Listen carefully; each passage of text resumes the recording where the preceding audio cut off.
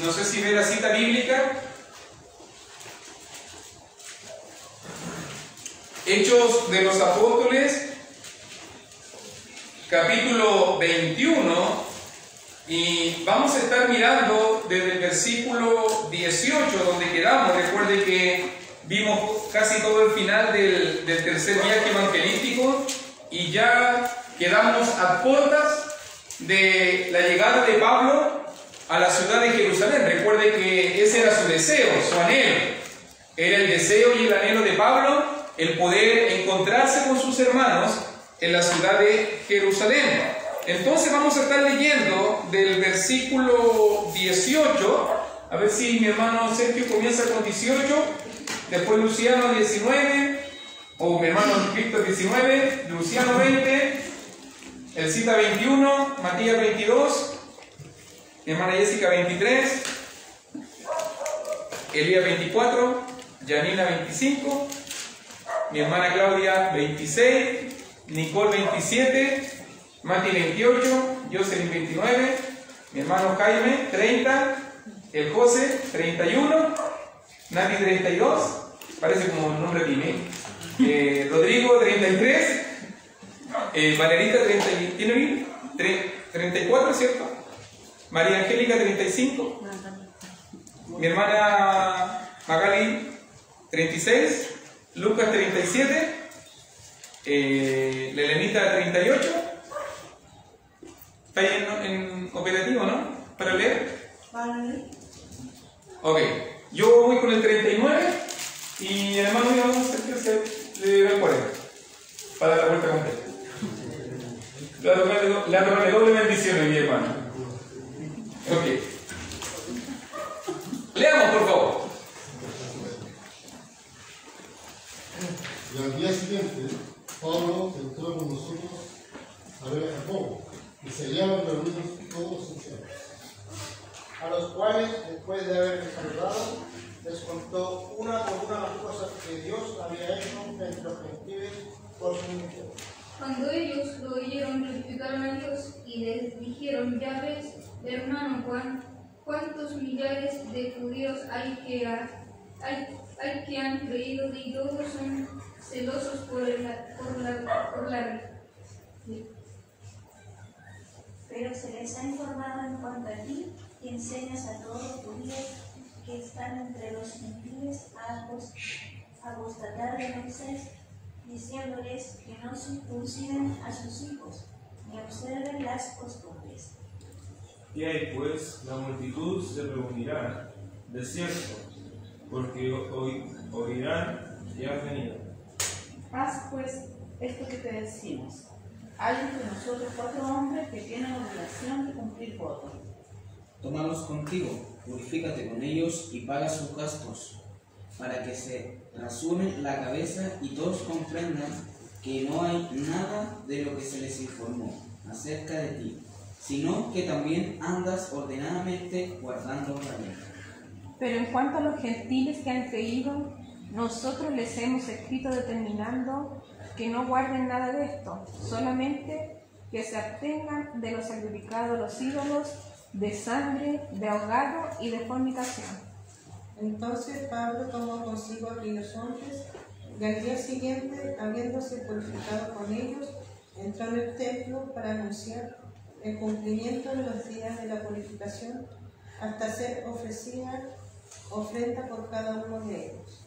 Pero cuando estaban para cumplirse los 7 días, unos judíos de Asia, al verle en el templo, alborotaron a toda la multitud y le echaron mal. Dando voces: varones israelitas, ayudad, este es el hombre que por todas partes enseña a todos contra el pueblo, la ley y este lugar, y además de esto ha metido a griegos en el templo y ha profanado este santo lugar. Porque antes habían visto con él en la ciudad a Trófimo de Éfeso, a quien pensaban que Pablo había metido en el templo. Así que toda la ciudad se conmovió y se agolpó el pueblo, y apoderándose de Pablo, le arrastraron fuera del templo e inmediatamente cerraron las puertas.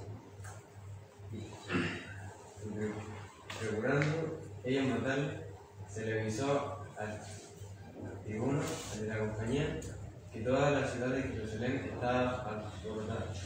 Este, tomando luego soldados y centuriones, corrió a ellos, y cuando ellos vieron al tribuno y a los soldados, dejaron de golpear a Pablo. Entonces, llegando el tribuno, le prendió y le mandó a atar con 2 cadenas y preguntó quién era y qué había hecho. Pero entre la multitud, unos gritaban una cosa y otros otra. Y como no podía entender nada de cierto a causa del alboroto, le mandó llevar a la fortaleza. Al llegar a las gradas, aconteció que era llevado en peso por los soldados a causa de la violencia de la multitud. Porque la muchedumbre del pueblo venía detrás gritando: ¡muera! Cuando comenzaron a meter a Pablo en la fortaleza, dijo al tribuno: ¿se me permite decirte algo? Y él dijo: ¿sabes griego? 20.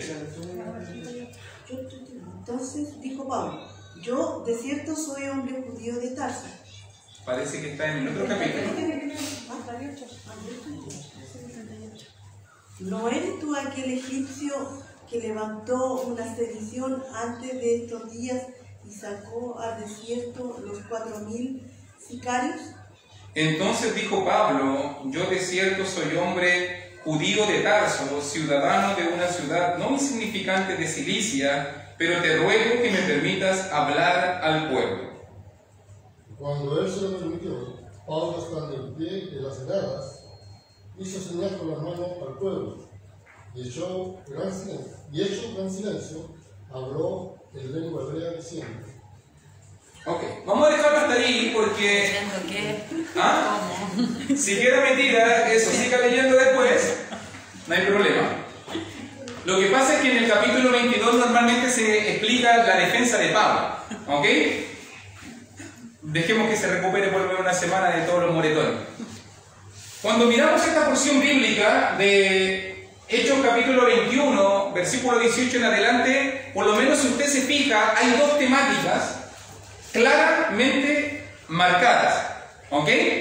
Una reunión que Pablo tiene con los líderes de la congregación en Jerusalén y después un alboroto en la ciudad por causa de esa reunión, para que usted entienda. ¿Se acuerda que la semana pasada dijimos nosotros en cuanto a los momentos, a los tiempos difíciles, a los tiempos de crisis, que siempre necesitamos el apoyo, siempre necesitamos la ayuda, necesitamos el refrigerio de otros hermanos?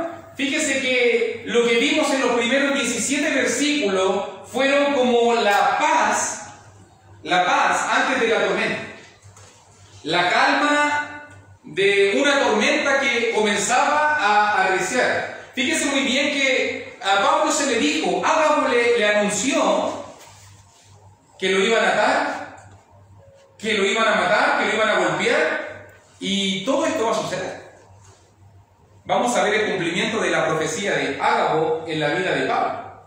Aunque Pablo se negó a ceder en ese momento, creo que capítulo 21 es uno de los capítulos más contradictorios cuando pensamos en la vida de Pablo.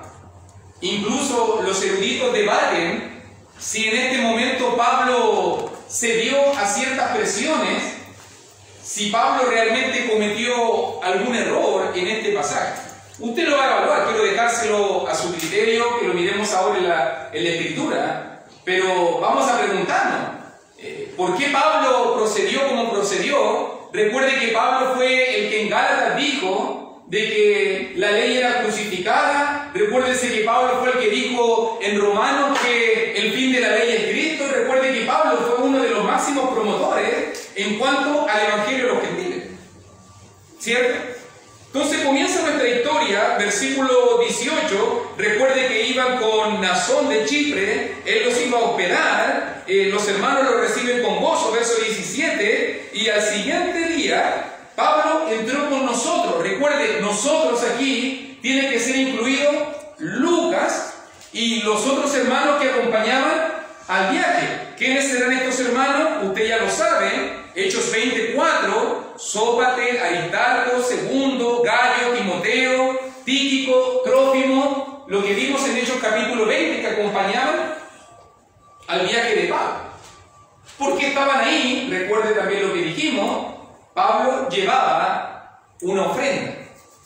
Si usted quiere saber un poquito más, estaba mirando yo mientras preparaba la lección en Romanos 15, y cuando uno mira ahí en Romanos capítulo 15, vamos a ver el texto específico.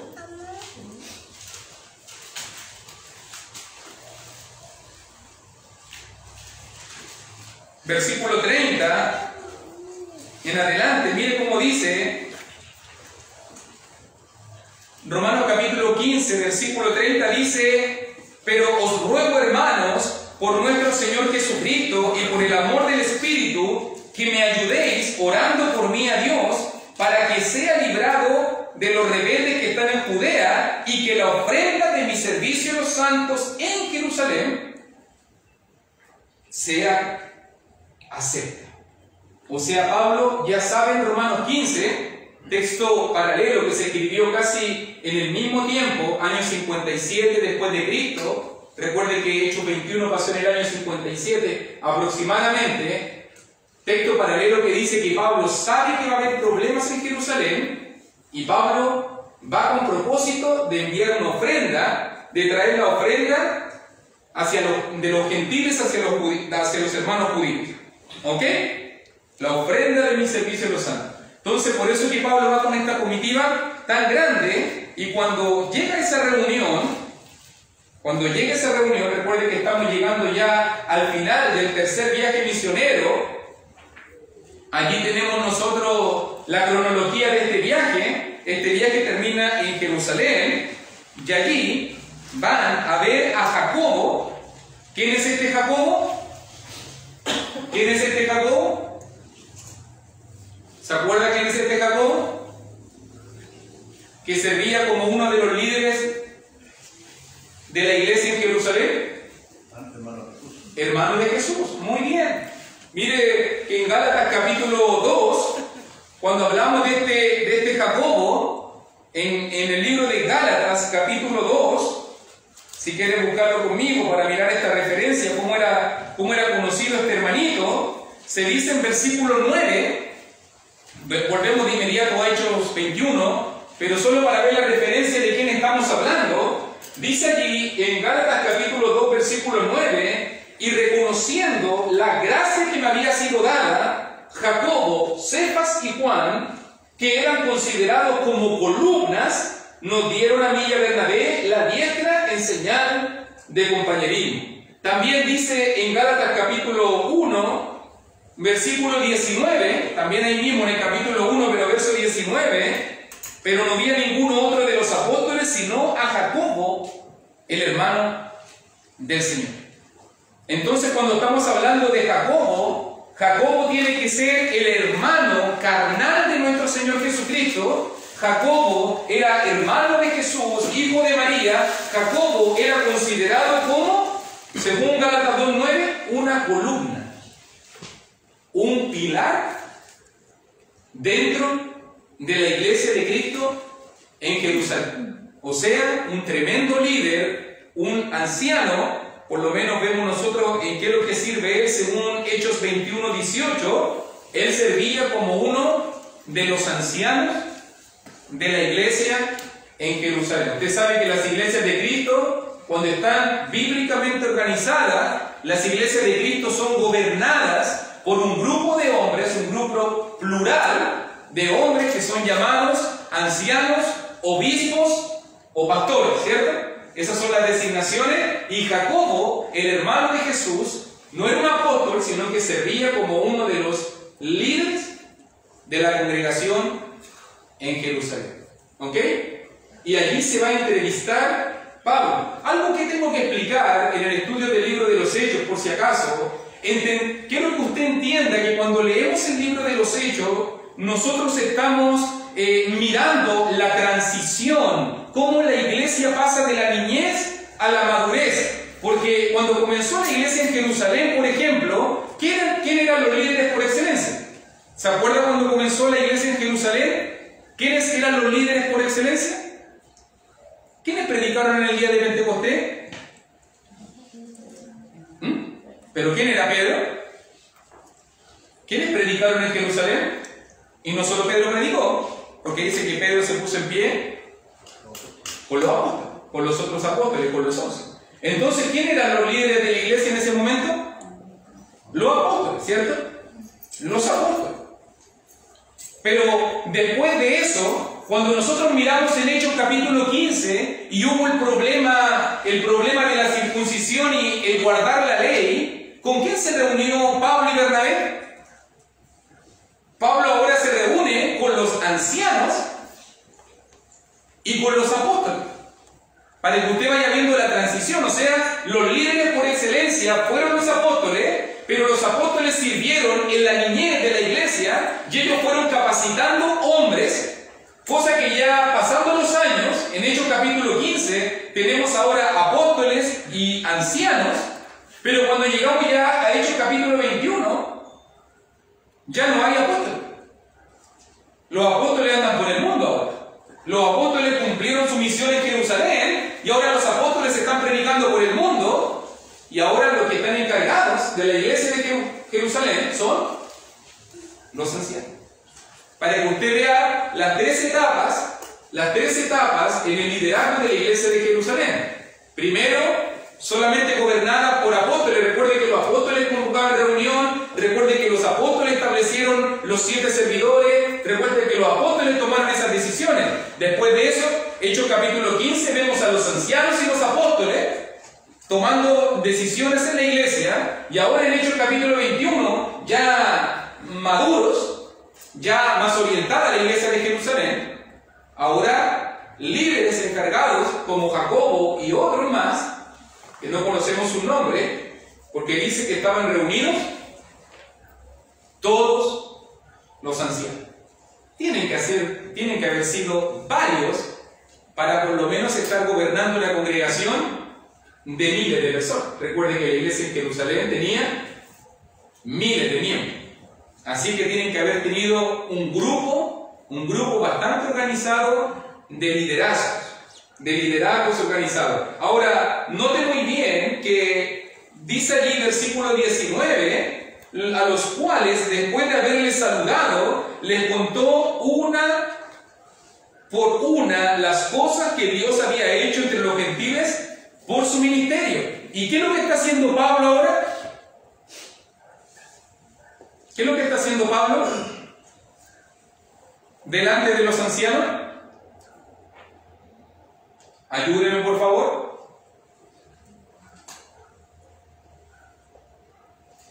¿Qué está haciendo Pablo?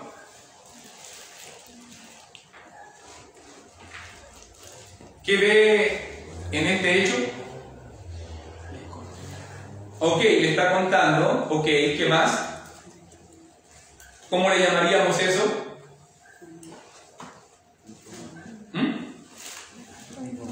Informando, ok. Le está dando cuenta a ellos, ¿no? Le está dando cuenta a ellos, se está reportando con ellos, ¿cierto? Esta es la segunda vez que Pablo hace eso. Por si acaso, lo mismo pasó en Hechos capítulo 15, cuando Pablo llegó a Jerusalén. Pablo fue llamado a terreno, por decirlo de alguna manera, y Pablo dio cuenta, le contó una por una las cosas que Dios había hecho. O sea, le dio un informe, le dio un reporte a los líderes. Eso es muy bíblico, de que las congregaciones y los líderes reciban reporte e informe de las cosas que se hacen. Y fíjese bien que Pablo no fue enviado por Jerusalén, para que usted entienda. O sea, parece que este fue un informe de cortesía, un informe de respeto, fue tal vez compartir información para que se gozaran, pero no era Pablo miembro de la congregación de Jerusalén. Aún así, Pablo vio en el respeto de reunirse con estos líderes, de poder dar un reporte del trabajo que había hecho durante todo este tercer viaje. Y le contó una por una todas sus peripecias desde que salió de Antioquía hasta que llegó a ir a Jerusalén, las iglesias establecidas, porque dice una por una, las congregaciones que estableció, los liderazgos que se consolidaron, las conversiones que hubieron, los problemas que tuvieron que enfrentar, los 3 años en Éfeso, la reunión con los ancianos en la ciudad de Mileto, Pablo le contó una por una todas las cosas, pero no tiene muy bien la frase como la inserta Lucas. Las cosas que Dios había hecho entre los gentiles por su ministerio. O sea, como Pablo, como Lucas consideraba el trabajo del apóstol, cómo debe ser considerada el trabajo misionero, el trabajo evangelístico, como las cosas que Dios está haciendo a través de nosotros. Así lo vio Lucas, así lo vio Pablo, así lo explicó él. Y qué bueno, si tú te fijas, cuánta humildad, cuánto sometimiento a Dios hay en Pablo, porque Pablo no llegó delante de los ancianos diciendo lo que él había hecho. No. Pablo no dijo yo hice, yo establecí, yo convertí, yo fui el que trabajé, sino que Pablo le dio la gloria a Dios. Y Pablo daba un paso, y Pablo hacía algo bueno, y Pablo entendía que era Dios haciendo eso a través de él. Y ese es un sentido cristiano de un líder. Un líder no entiende que hace las cosas.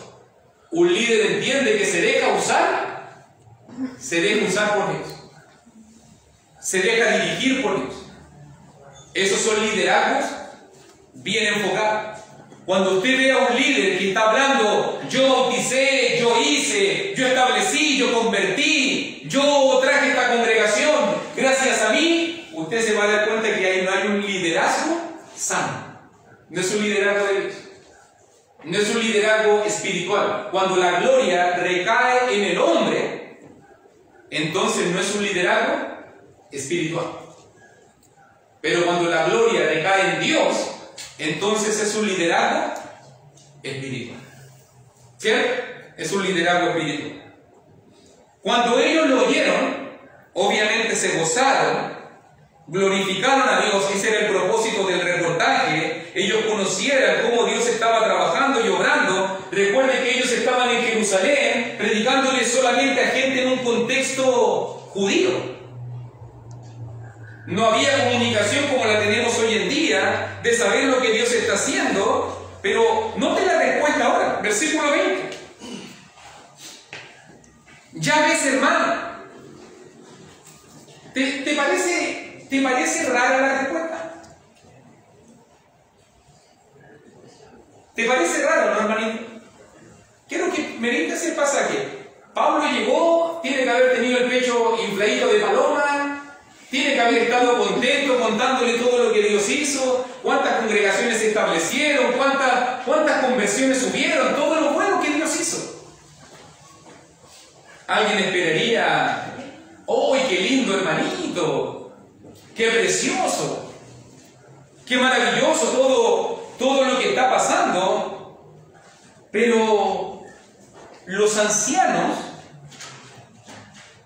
desvían la atención. ¿Qué ves tú detrás de eso? ¿Qué ves tú detrás de eso? ¿Cuántos millares de judíos hay que han creído? ¿Será que le están diciendo ellos, Dios también está trabajando en medio de nosotros? Pablo, ¿recuerda? Dios también está trabajando en medio de nosotros. Pablo recuerda, y todos estos judíos son celosos de la ley. ¿Se habrán sentido un poquito amenazados con el ministerio de Pablo? Recuerden que son ancianos, son líderes, son pastores de una iglesia inmensa. Pero parece que han llegado informaciones un poco negativas de parte de la gente. ¿Cierto? Algo que yo aprendo, y usted tiene que darse cuenta, hermanito, estos hombres eran espirituales. Jacobo era hermano de Jesús. eran hombres de Dios, pero no por ser hombres de Dios eran inmunes a fallar. Y podían cometer errores tal cual como los otros. Los pastores también cometen errores. Los pastores también muchas veces son poco sabios, se equivocan. Yo veo en la visión y enfoque y perspectiva de la palabra de estos hombres que algo está pasando negativo en su vida por el consejo que van a ofrecer, que no es un consejo saludable, diría yo. No es un consejo saludable, pero aprendo que incluso hasta los líderes, hasta los hombres que Dios ha seleccionado como líderes de la iglesia, hasta los líderes pueden cometer errores. Hasta los líderes pueden tener falta de visión. Hasta los líderes pueden aconsejar algo equivocadamente o apreciar las cosas de una manera equivocada. Porque nota que la reunión traía un contexto de traer una ofrenda. Ellos tienen que haberse gozado. Pablo tiene que haber traído una ofrenda abundante. ¡Oh, qué bonito! La iglesia gentiles ayudando a las iglesias de Judea. ¡Bonito! ¡Oh, Pablo contándole las buenas cosas que la iglesia gentil, cómo había avanzado la iglesia gentil, cómo se habían establecido nuevas congregaciones! Pero estos hermanitos tenían un enfoque tan limitado que no estaban pensando en el éxito de la iglesia gentil. No les interesaba el éxito de la iglesia gentil. ¿Sabe lo único que le importaba? Parece, Pablo, que tu presencia aquí causa un poco de problema. Está bonita la ofrenda, pero tú eres el que más está predicando en contra de la ley en el mundo gentil. Y esto le está haciendo oído a nuestro miembro. Por si acaso, hay que explicarlo. Usted tiene que entender que este es un tiempo de transición. A lo mejor para nosotros hoy en día este es un tema saldado. Nosotros no tenemos la disyuntiva de nuestras raíces judías versus el cambio de lo que viene con el cristianismo. Nosotros venimos de un mundo gentil y conocimos a Cristo y gracias a Dios por él. Pero imagínate, eres un judío del primer siglo. Toda la vida viste que el templo se ofrecían holocaustos, sacrificios. Toda la vida viste que el sacerdote ofrecía, que se oficiaba la sinagoga, que se leía las escrituras. Toda la vida tuviste que la ley antiguo testamentaria estaba en vigencia y de repente muere Jesús, Pedro predica, la iglesia se establece y ahora todo eso quedó de lado. Muchos judíos se resistieron a ese cambio. Incluso muchos judíos vieron en la iglesia una continuación del judaísmo y les costó quitarse ese prejuicio. Por eso muchos de ellos querían seguir imponiendo circuncidarse, por eso muchos de ellos siguieron aferrándose a ciertas prácticas antiguo testamentarias y fue difícil ese tiempo de transición para la iglesia. Somos cristianos, somos judíos, tenemos que seguir guardando las cosas de la ley. ¿Qué pasa? ¿Qué tenemos que hacer? Entonces fíjese muy bien que a la gente le costó. ¿Cómo entiendo yo que le costó? Versículo 20, y todos son celosos por la ley, y no que la ley fue abolida, y no que la ley fue quitada de medio y clavada en la cruz. Claro, para ti sí, para mí sí, pero ellos todos los días siguen viendo al sacerdote ahí, ofreciendo el sacrificio. Ponte en los zapatos de un judío en Jerusalén. Chuta, la ley fue abolida, pero yo veo que el sacerdote sigue pidiendo los diezmos. Yo veo que siguen matando los animales todos los días, a las 9 de la mañana, a las 3 de la tarde, y sigue ofreciéndose todos los días, y se sigue respetando el sábado, y sigue haciéndose la adoración. ¿Qué pasó? Entonces en ese tiempo, la iglesia le costó establecer su identidad. Y por eso que va a decirnos, versículo 21, pero se les ha informado en cuanto a ti, que enseñas a todos los judíos que están entre los gentiles a apostatar de Moisés. Claro que sí. Si Pablo ha predicado abundantemente, Gálatas, Romanos, Colosenses, y cuántos libros no ha predicado en contra de la ley antiguo testamentaria, que no circuncides a sus hijos. Claro que sí. Pablo no permitió que circuncidaran a Tito. Claro que sí. Ni observen las costumbres. Claro que sí. Entendemos nosotros que la justificación, el perdón de pecados y la gracia vinieron por Jesucristo y no por la ley. Pero note ahora, versículo 22. ¿Qué hay pues? La multitud se reunirá de cierto porque oirán que han venido la multitud de cristianos. Por si acaso está hablando aquí de los cristianos que estaban en Jerusalén. Pero nota ahora, versículo 23. Y aquí empieza una nube oscura en la vida de Pablo. Recuerda, está delante de los líderes de una iglesia, la iglesia más grande que hay en ese momento. Está hablando con los hombres que fueron educados por los apóstoles. Haz esto que te decimos. ¿Usted ve que es una sugerencia? No es una sugerencia. Es un mandamiento. Es un mandamiento emanado del mismo presbiterio, del mismo grupo de ancianos en la iglesia de Jerusalén. Hay entre nosotros 4 hombres que tienen obligación de cumplir votos. Y yo me imagino a Pablo así, ¿qué? En Jerusalén la iglesia de Cristo todavía siguen guardando cosas de la ley antigua testamentaria. ¿Qué? ¿Guardar voto? El voto eran los votos nazareos, que se tenían que abstener de vino, de sidra, de ciertas cosas, no cortarse el cabello.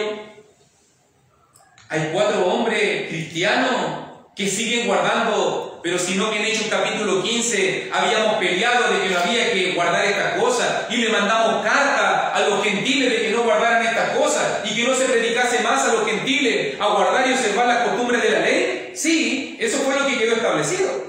Pero parece que entre los judíos, o sea, los cristianos de origen judío, todavía esto no estaba claro. Bueno, alguien dijo por ahí, hermanito, y yo estoy de acuerdo, que por eso Dios tuvo que destruir el templo. Porque para un cristiano de origen judío era súper difícil ver el cambio del judaísmo al cristianismo si todos los días estaba viendo el templo, si todos los días estaba viendo los holocaustos, los sacrificios, los sacerdotes, los levitas y todo lo demás. Ellos obviamente se iban a confundir. Como la gente de hoy en día se confunde, ¿o no? Por los falsos religiosos, ¿cierto? Sería genial que Dios destruyese todas las falsas religiones, pero no, pero por eso la gente se confunde. Si están viendo todos los días, pero si yo veo el templo, si se visten de cristianos, si andan por la Biblia, si dicen gloria a Dios, si también hablan de la palabra, pero si no son parte de la iglesia, no son cristianos. Si no son parte de la iglesia y han sido convertidos por el Evangelio, no son hijos de Dios. Y muchas veces la gente se confunde. ¿Cómo se confundieron ellos? Tómalos contigo. 24. Purifícate con ellos. Que Pablo va a entrar al templo a purificarse con ellos. ¿Usted entiende lo que significa purificarse? Purificarse significa ofrecer un holocausto. Pablo ha predicado por tantos años que no hay que hacer sacrificio, y Pablo va a ir ahora al templo a matar un animal para purificarse. Le estoy tratando de explicar el contexto. Para que se rasuren la cabeza y todos comprendan que no hay nada de lo que se les informó acerca de ti, sino que tú también andas ordenadamente guardando la ley. ¡Qué tremendo consejo! ¿Qué harías tú? Me pregunto. ¿Qué haría usted en los zapatos de Pablo cuando los líderes de la iglesia de Jerusalén te están pidiendo que hagas algo que por tantos años Pablo predicó que no tenía ningún sentido, no tenía ningún valor la costumbre de la ley, que no era relevante para la salvación ofrecer holocausto y sacrificio, que era un sistema abolido y que nos alejaba, nos separaba de la justificación? ¿Qué haría usted? ¿Qué haría yo? ¿Notan la presión en Pablo? ¿Hace esto que te decimos? Yo creo que el error de Pablo aquí fue falta de carácter. Eso fue sí. Yo creo que alguien que se corte el pelo, no se corte el pelo, se rasure, mate una paloma, mate un buey, mate un cordero, yo creo que eso no tiene ni significa nada si tú entiendes que eso ya pasó y es malo, ¿cierto? No significa nada. Pero yo creo que el error de Pablo fue ceder a su convicción. Porque constantemente predicó en contra de eso. Habló, peleó con los judíos en Hechos capítulo 15. A tal punto que se tuvo que hacer un concilio. Escribió cartas en cuanto al asunto. Y a veces me pregunto, cuando miro Hechos 21, Pablo, ¿por qué lo hiciste? Bueno, ¿sabe por qué lo hizo? Porque es humano. Esa es la respuesta más simple del pasaje. Y la Biblia cuando relata los acontecimientos, no nos presenta a los hombres como columna de integridad y como personas que nunca fallan. La Biblia presenta al ser humano tal cual es, con sus virtudes y con sus defectos, con sus caídas y con sus levantadas. Así como la Biblia nos habló de las caídas de Pedro, la hipocresía en Antioquía, o cuando Pedro negó a Jesús, o cuando los apóstoles le costó creer, también Pablo pasó su lapsus y también Pablo tuvo un problema de identidad y también Pablo tuvo un problema de carácter. Y cuando los líderes de la iglesia de Jerusalén le impusieron una decisión, Pablo dijo, bueno, son los líderes, ¿qué voy a hacer? ¿Qué puedo hacer? A no hacer problema, vengo a dejar la ofrenda y me voy. Así pensaríamos nosotros, no siendo algo relevante, obviamente, no entendiendo algo como de doctrina, obviamente. Pero hasta los grandes líderes como Pablo muchas veces pueden tener lapsus de carácter. Y hermano, el mundo presiona, eso es súper cierto, el mundo presiona. Y es fácil caer en las presiones. Es muy fácil para nosotros caer en las presiones de este mundo. Para Pablo fueron los ancianos de la iglesia de Jerusalén que le pidieron que guardara cosas de la ley antiguo testamentaria. Cuando Pablo era el máximo promotor en el mundo gentil de que la ley había sido abolida. Ahora, los ancianos son sabios. Para mí que esto ya la tenían craneada. Cuando llegue Pablo, aunque lo diga Pablo, ellos lo único que les importaba era, tenían que hacer esto. No le importó la ofrenda, no le importó el recuento, el informe que Pablo le presentó, pero tenían listo el argumento, porque versículo 25, pero en cuanto a los gentiles que han creído, nosotros les hemos escrito determinando que no guarden nada, pero tú estate tranquilo, a los otros gentiles, a todos los que le han predicado, no van a verse afectados con esto. Si nosotros sabemos que la ley no importa, no tienen que guardar nada de esto. Yo me acuerdo en Hechos capítulo 15, Pedro dijo, ni nosotros guardamos la ley y queremos imponerle un yugo a la gente para que la guarde. Me acuerdo que Jacobo, este mismo Jacobo dijo, pero si la ley no debe ser guardada. ¿Sabe lo que yo creo que pasó? Yo tengo mi pequeña hipótesis. Y fíjese solamente en el punto de referencia. Jerusalén, el centro del judaísmo, donde estaba el templo, donde estaban los sacerdotes, donde estaban los grandes líderes del pueblo de Israel. Y allí mismo había una iglesia de Cristo. Fíjese que en Hechos capítulo 2, Hechos capítulo 3, Hechos capítulo 4, Hechos capítulo 5, la iglesia vivía combatiendo contra los judíos. Después de eso salieron. Pero es fácil para la iglesia amoldarse a las costumbres de este mundo. Y fue tanta la presión del mundo judío que ellos evitaron el conflicto y prefirieron asimilarse. Era más fácil asimilarse a los judíos que vivir en conflicto constantemente, y prefirieron ganar más judíos de esa manera que marcar las diferencias claramente establecidas entre la ley y Cristo. O sea, no solo a estos líderes, sino a la iglesia le faltó carácter para poder marcar una diferencia. Eso fue lo que pasó. Y como la iglesia no supo marcar carácter, entonces para ellos fue más fácil adaptarse. Podemos, hermanito, puedo el domingo congregarme acá y el día sábado, no, el Mati, voy a ir el día sábado a ofrecer un holocausto con mi familia, que también ellos son judíos. Págalo, Mati, no se preocupe. Si no tiene nada de malo, si usted entiende de que eso no significa nada. Y hoy nació mi hijo, y como yo vivo en un contexto judío, ¿puedo circuncidar al Damián? Ya, pues circuncidar, es que estamos con puros judíos. ¿Qué vamos a hacer? No es que el Damián tiene que ir a la escuela, después va a crecer, va a tener que buscar esposa, y mejor estar haciendo las cosas que hacen ellos. Allá circunciden nomás, y la circuncisión no significa nada. Y paso a paso, la iglesia se fue amoldando a las costumbres de ese mundo. Y perdieron identidad. A tal punto que los ancianos de la iglesia decían, son todos celosos de guardar la ley. Chuta, ¿y quién está guardando la palabra de Dios entonces en el Nuevo Testamento?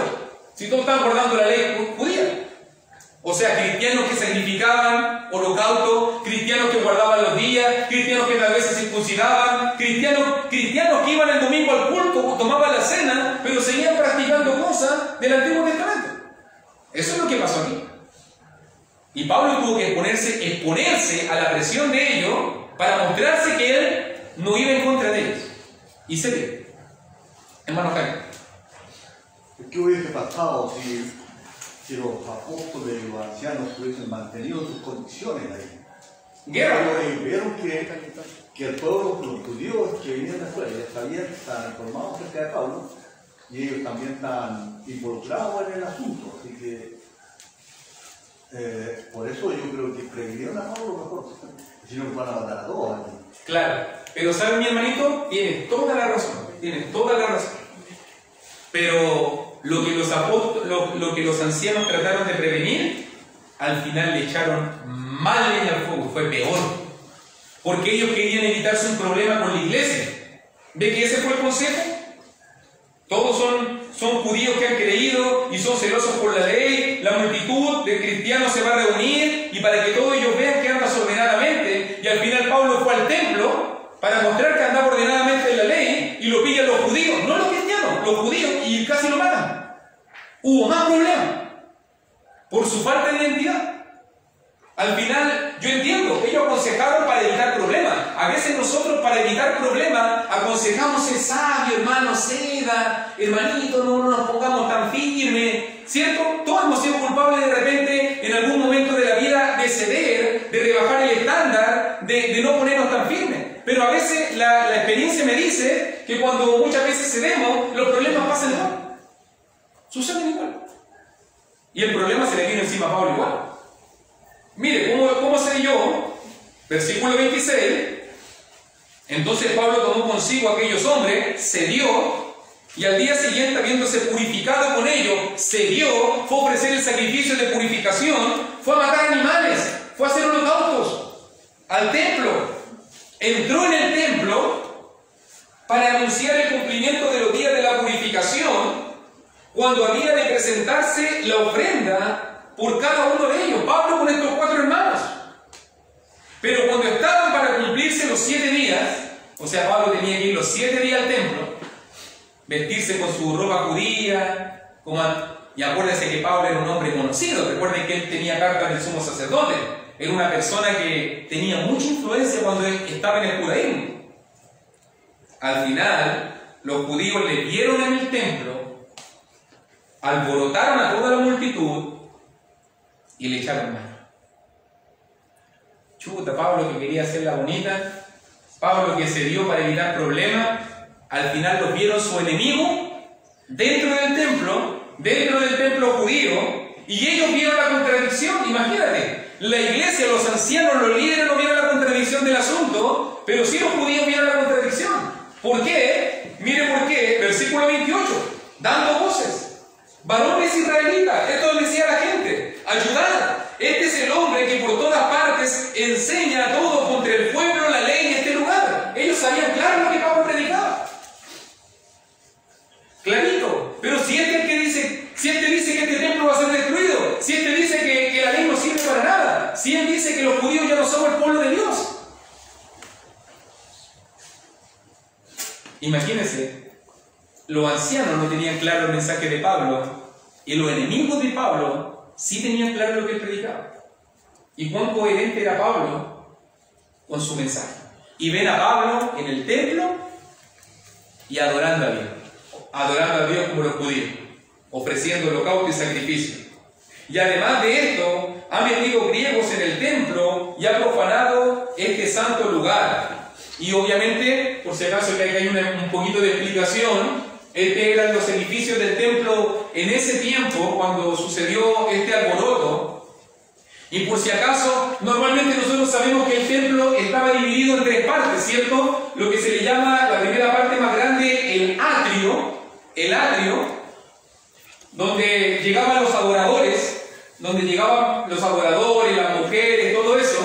Después venía el lugar santo, donde estaba el segundo lugar más pequeñito, donde estaba el altar, donde estaba el lavacro, donde se ofrecía el holocausto, donde llegaban los oferentes a ofrecer su sacrificio. Y después de eso, en el lugar más chiquitito todavía, estaba el lugar santísimo.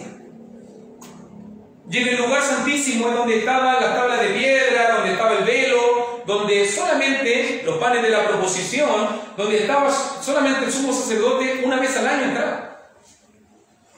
Pero como se había vuelto tan multicultural Jerusalén, comenzaron a hacerse construcciones aledañas. Y lo que se le llamaba el patio de los gentiles, o sea, los prosélitos, los temerosos de Dios, personas que querían comenzar a conocer la ley, llegaban hasta esos lugares. Allí Pablo fue visto con Trófimo, un hermano de la iglesia de Cristo de Éfeso, un griego, un hermano gentil que ellos se vestían hasta de otra manera diferente. No estaba ni siquiera hubiese podido. Dicen los historiadores que en cada una de esas puertas, en cada una de esas pequeñas puertas que están marcadas con amarillo, había un letrero que decía que si un gentil entraba a ese lugar, era bajo su propia responsabilidad. Y que si entraba a ese lugar, tenía que matarlo. Y eso iban a hacer los judíos, si pillaban a un gentil en el templo. Y las autoridades romanas, como eran permisivas, dejaron a los judíos muchas veces lapidar, linchar. Si usted se fija, lo que van a hacer ellos, cuando vean a Pablo, van a cerrar la puerta. Van a cerrar completamente. Aquí a este lo agarramos, a este lo pillamos y a este no sale vivo del templo. Imagínense el lugar de adoración, para que usted más o menos entienda el carácter de los judíos. ¿Ok?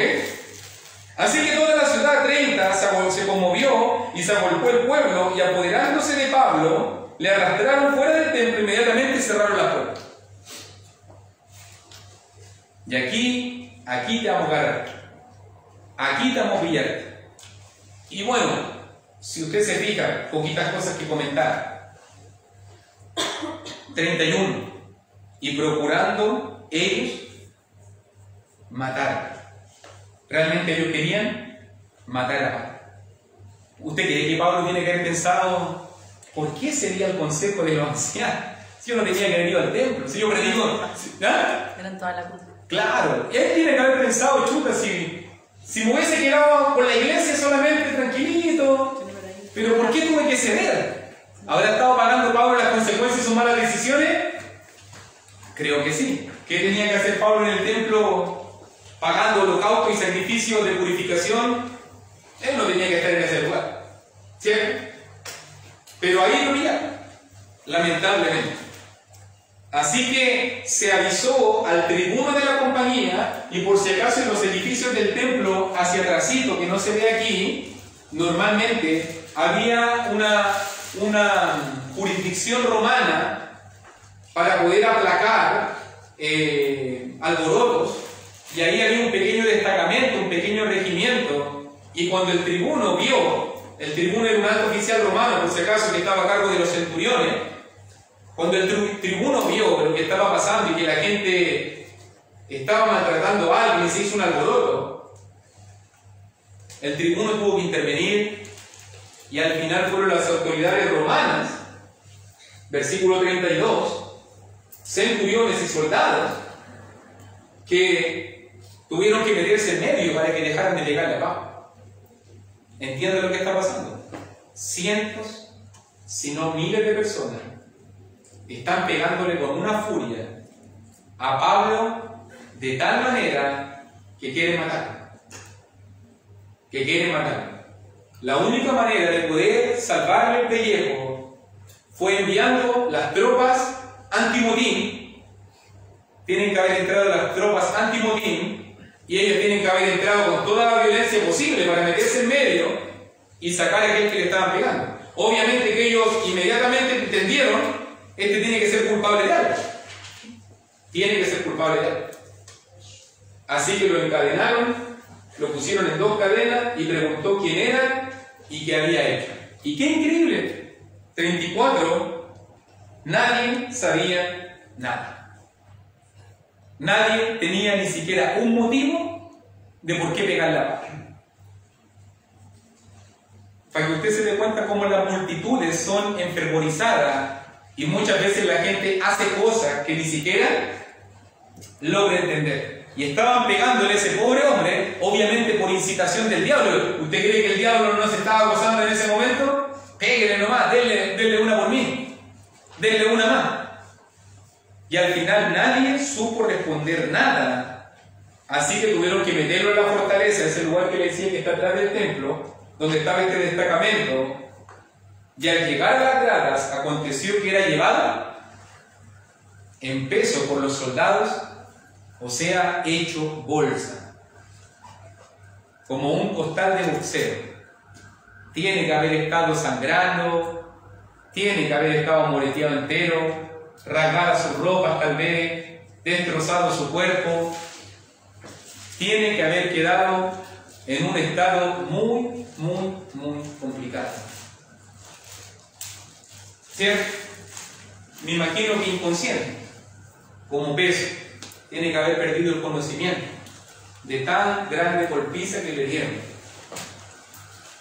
Y más encima, la gente presionando a los militares, que muera, que muera, que muera, muera, muera. Y lo único que la gente pedía era la muerte. Imagínense, recuerden que estamos en el templo, el lugar de adoración, donde uno va a adorar a Dios. Pero para que usted entienda más o menos, imagínense como que estuviéramos aquí nosotros adorando a Dios y de repente pescaran a Niki Niki y lo agarraran a patada y combo, lo dejaran y todos gritando que muera, que muera, que muera. No vinimos a adorar a Dios, ¿cierto? No que vinimos a adorar a Dios, no que estamos hablando de amor al prójimo, de paz, de que Dios nos perdone los pecados. Eso es lo que estaba pasando. Un culto que se volvió una tocata pan, ¿cierto? Y todos empezaron a darle como bombo en fiesta a Pablo. Al final el muñeco la piñata era Pablo. Había que darle. Parece que Pablo, aquí terminamos hermanito, solamente quiero terminar la secuencia del pasaje, parece que Pablo recobró algo el conocimiento, algo, y Pablo pidió hablar. Obviamente Pablo no entendía lo que estaba pasando, tiene que haber estado completamente moreteado, sangrando, pero aún así Pablo recobró algo de su cordura y le habló al tribuno, se me permite decir algo.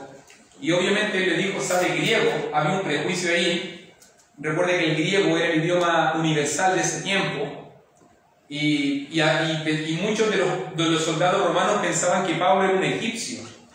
Por si acaso, por lo que vamos a ver nosotros en el versículo 38. No eres tú aquel egipcio que levantó una sedición, porque hace un tiempo atrás, dice la historia, Flavio Josefo también confirmó estos mismos datos, que hubo un tal egipcio que dijo ser un Mesías, y que sacó a 4.000 sicarios y que iba a destruir Jerusalén y que iba a destruir el templo, y al final tuvieron que ir las tropas romanas y acabaron con toda esa sedición. Pero el egipcio arrancó solo, quedó el único vivo de los 4.000. Entonces muchos de ellos pensaron, no, ¿será este el egipcio que apareció de nuevo? Y por eso le están pegando, y por eso le pregunta, ¿sabe griego? Porque pensaban que era el egipcio, por si acaso. Pero Pablo aclara, yo soy de cierto hombre judío de Tarso, ciudadanos de una ciudad muy insignificante. O sea, más encima le está diciendo a los romanos, yo soy romano. Y ya ahí es problemático para ellos. Porque los ciudadanos romanos gozaban de ciertos privilegios. Y parece que esto tiene que haber encendido la alarma. ¿Cómo le están pegando en pleno templo judío a un ciudadano romano, de una ciudad muy insignificante, con una ciudadanía adquirida? Así que en ese momento a Pablo se le permitió hablar, obviamente. No se le dio el trato como de un burdo y vil criminal, y entendieron que parece que era alguien importante. Así que, como pudo, se puso de pie en las gradas, hizo señal con la mano al pueblo, y Pablo va a presentar su defensa.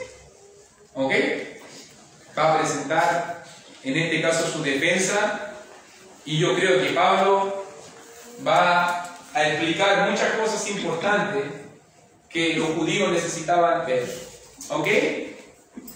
Conclusiones del tema, solamente para que usted entienda. Este es uno de los momentos más negros en la vida de Pablo.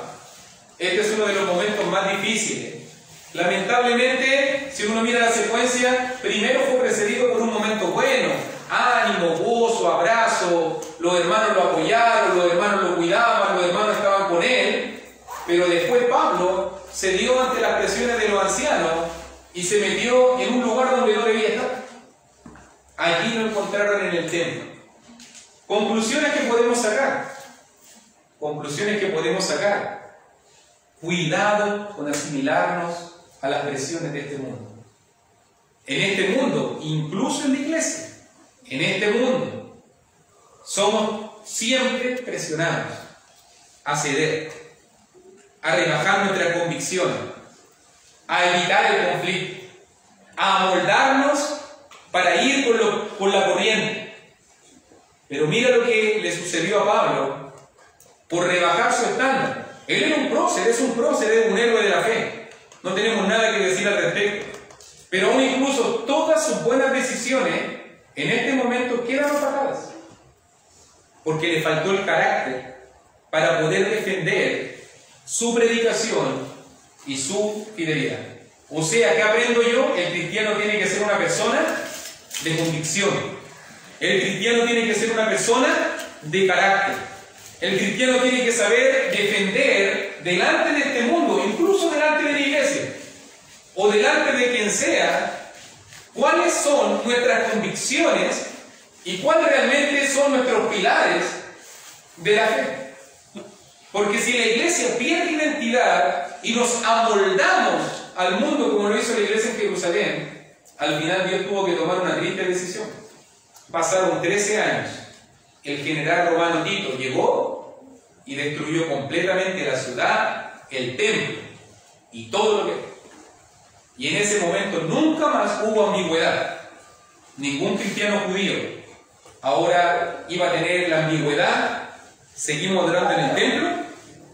¿O ahora ya solamente somos cristianos? Desde el año 70 en adelante, la iglesia ya nunca tuvo que mirar esos dos hacia dónde apuntar. Lo que Dios tuvo que hacer para poder quitar de la mente la competencia. Entonces, hermanito, fíjese muy bien, los hombres de Dios nos equivocamos. Tú te equivocas, yo me equivoco. Podemos ceder, podemos ceder. Mira lo que le llevó a Pablo a sus decisiones. Está allí, todo sangrando, todo moreteado, todo golpeado. Está allí y ahora va a defenderse. Él quiere terminar su ministerio con gozo. Pero incluso vemos en la Biblia las malas decisiones de los hombres de Dios. ¿Para qué? Para que aprendamos. Para que usted y yo no tomemos esa clase de decisiones. ¿Amén? ¿Comentarios? ¿Comentarios?